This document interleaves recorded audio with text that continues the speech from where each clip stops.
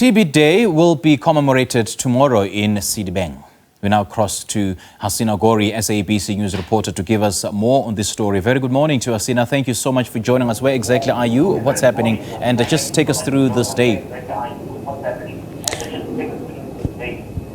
Good morning, Simpiwe. We're coming to you live from Sandton, where a symposium is about to begin here at the Radisson Blue, where the Minister of Health is expected to address this symposium on the strides that have been made. This comes ahead of the big event, which is tomorrow, which is when World TB Day will be commemorated fully here, not just in South Africa, but globally. We know that across the globe, TB is the second deadliest single infectious disease at the moment, South Africa being one of the global hotspots. I want to bring into the conversation from the Department of Health, Professor Norbert Ndjeka. Thank you so much for speaking to us. Let's start with, we in South Africa, have quite a large pool of that 1.3 million fatalities from TB. What has been the driving force of the epidemic specifically in South Africa? Yeah, thank you so much. Indeed, tomorrow is a special day. We commemorate TB. It's a World TB Day. And globally, there are 10 million people who develop active tuberculosis per year, 10 million. Almost 300,000 people of those live in South Africa. And we lament the fact that around 56,000 people die from tuberculosis every year. We have a high mortality. It is not really acceptable. But one of the other challenges we have is that a lot of our people who start treatment do not finish treatment. So there's a high loss to follow up that probably contribute to this. But we know that half of our people who have TB also live with HIV. So the burden is really big in terms of looking after themselves for TB, for HIV. They have to buy vitamins, they have to buy whatever thing, commodities for their families.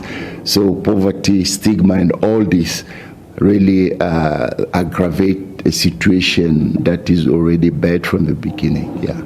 What strides have been made specifically with helping to assist those that have find themselves, with tuberculosis, to ensure we don't see fatalities, but also to ensure that they can manage the disease? Yeah, what we've been doing really has been to innovate in terms of finding people with TB. Because if you can't find people with TB and treat them, you cannot stop transmission. So a lot of efforts have gone into diagnostics. We administer molecular diagnostic, which we call TB-NAT. We've been using GeneXpert for many years. Now we use even more. So we want to find TB to cure TB, find TB to end TB. So that's what we've been doing. And last year, we performed close to 2.9 million molecular tests to try and find a disease, but also shortening regimens. Like for MDR TB, we're celebrating today BPAL, which is a 6 months regimen for MDR TB. Is unbelievable during our lifetime. When I started treating MDR TB, it took 2 years. And most of them were not even cured. And today I'm excited to see somebody who was treated in our facility, one of our facilities in Eastern Cape, September last year, already cured. It's really very exciting. Shortening treatment will also help to deal with the loss to follow up. We know some of the hotspots, as you mentioned, poverty was one of the driving forces that, make TB an add-on to the burden. But let's talk on the hotspots that are here in South Africa. Can you just, elaborate on where they are and why specifically Sedibeng was chosen to host the event tomorrow? Yeah, Sedibeng is one of the districts in Gauteng that is not doing well. So we felt that we should go and support them. We've been doing a couple of activities from last month as a build-up to the main event tomorrow. We're hoping that will help us understand better what are the challenges, but also help them resolve those challenges, because to us, World TB Day commemoration is not just a once-off. We have a program before and we have a program after. So we'll continue to work with them to improve in terms of case funding, in terms of treatment, linkage to care, treatment support. But I must say, one area that we're not done very, very well is to, for example, provide nutritional support to our people with TB. I think that's something that we want to improve moving forward. We now know that good nutrition is also part of treatment of TB. I think before it was, yes, nutrition is important, but we now have evidence from India and other countries that have done that, and we really want to prioritize that aspect to improve treatment outcomes. As you mentioned, looking at the international, world and how they are also treating TB. World TB Day is not just celebrated here in South Africa, but globally. And Africa does, have a large portion also again of the cases. How do we assist and ensure that what we're learning here can be taken to other countries and assist them, specifically with the regimen you talked of the 6 months treatment? Yeah, that's very important. We part of Africa, of course. We're a member of SADC, and we have a committee called SADC and TB committee. So we're working together as member state within SADC, discussing what should we be doing, what are we doing, and then improving. So we're sharing those examples, and we met in Sandton a few times last year and early this year with SADC member state. They really enjoyed lessons from South Africa in terms of the shorter regimen for MDR-TB, and they indicated that they will also introduce that in their respective countries. We're also part of BRICS, where the BRICS TB Research Network meeting last year, December, in Durban, and the BRICS countries also expressed their satisfaction with our input regarding shortening regimens. And one of the countries in the group, in the BRICS group, Brazil, indicated that they will make sure that they introduce the 6-month MDR regimen this year. They had already received approval from their scientific committees. So I'm hoping that in future we'll have all the BRICS countries, because we have the burden of MDR, TB, and TB in the BRICS as well.